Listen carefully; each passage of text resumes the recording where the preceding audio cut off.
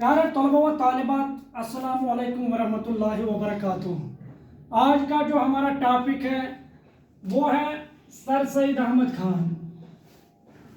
Sir Syed Ahmad Khan Delhi में 1817 अक्टूबर 1817 ईस्वी को पैदा हुए।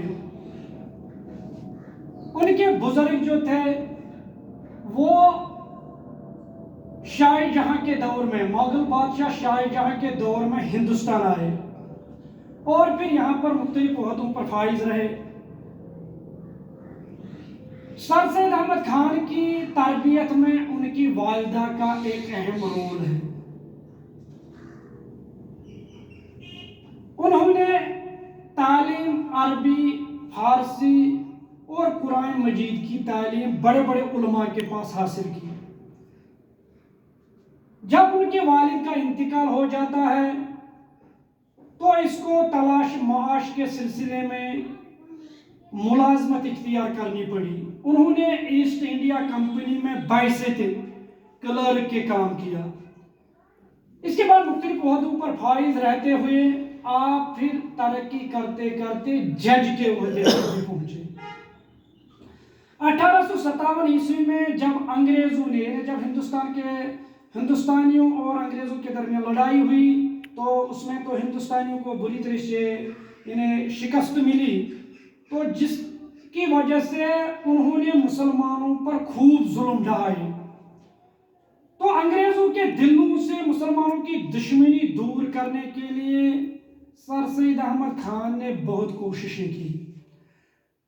इस सिलसिले में उन्होंने मुसलमानों की सियासी और तालीमी इस्लाह का बेड़ा उठाया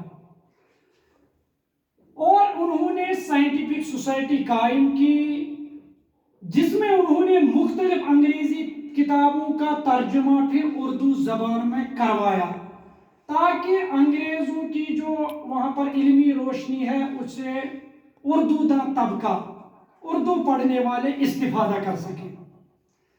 इसके अलावा उन्होंने अलीगढ़ में मोहम्मदन एंग्लो अरबिक कॉलेज कायम किया, जो फिर तरक्की करते करते 1920 ईस्वी में यूनिवर्सिटी की शक्ल इख्तियार कर गया।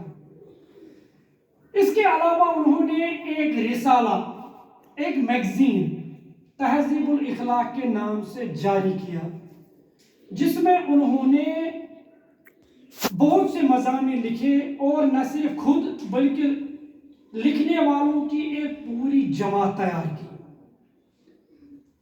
सर सैयद अहमद खान का इंतकाल जो है वो 1898 ईस्वी में हुआ और फिर वो अलीगढ़ यूनिवर्सिटी के इहाते में ही दफन किए गए।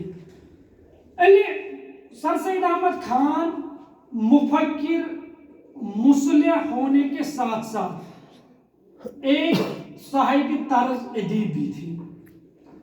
उन्होंने इखलाकियात, दीनियात, अदब वगैरह मौज़ूआत पर सैकड़ों मज़ामीन लिखे हैं। उनकी किताबों में आसार सनादीद, जलाउल कुलूब, तबीनुल कलाम वगैरह काबिल जिक्र हैं। ये उनकी मशहूर भी किताबें हैं। उन्होंने उर्दू नस्र को माला माल कर दिया, यानी उर्दू नस्र में एक इनकलाब उन्होंने बर्पा कर दिया। उनकी नस्र साफ और पुरजोर है, जो किसी भी किस्म की बनावट और पुरलुत्फ से, यानी जो तकल्लुफ और बनावट से बिल्कुल पाक है। आप मुश्किल से मुश्किल मौजू को सीधी सादी जबान में पेश करते थे या पेश करने का हुनर जानते थे। तो उर्दू नस्र की मिट्टी को उसने सोना बना दिया। तो यह है सर सैयद अहमद खान की हालात जिंदगी और अदबी खिदमत। तो मुझे उम्मीद है कि सर सैयद अहमद खान की हालात जिंदगी और अदबी खिदमत के बारे में जो आपने अभी ये नोट समाअत किया, मुझे उम्मीद है कि आपको ये अच्छी तरीके से समझ आया होगा। तो मिलते हैं फिर नेक्स्ट वीडियो में, तब तक के लिए खुदा हाफिज।